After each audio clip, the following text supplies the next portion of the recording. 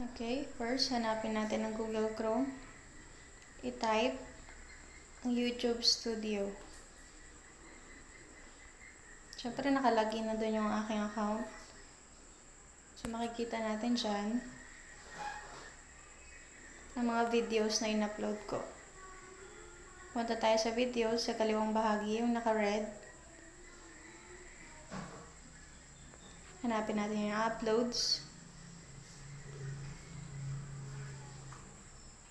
At makikita nyo sa unahan, pinakaunahan nakalagay restrictions, copyright claim. So yung unang video ko, latest video ko ay na-upload kong copyright claim. So anong dapat gawin? So pindutin nyo lang yung word na copyright claim.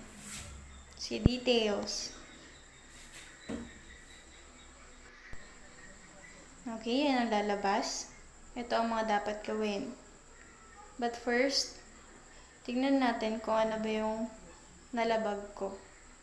So nakalagay dyan, not affected. Hindi naman ito maapektuhan ng ating channel sa copyright claim. So may pwede tayong gawing steps para matanggal ang copyright claim. Pwedeng i-trim yung video, tanggalin yung copyright claim. Pwedeng i-mute, or pwedeng namang i-delete. Kung makikita niyo yung white dun sa may video, yun yung mute.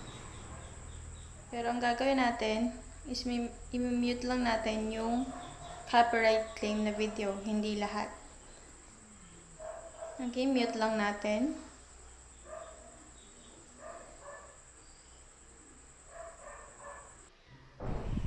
And balik tayo dun sa videos.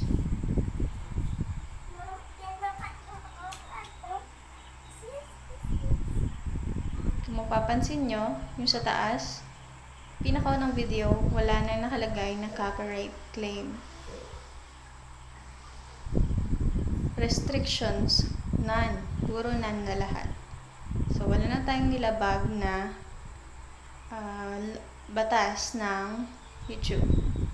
Restrictions, wala. Puro none na lahat. Okay?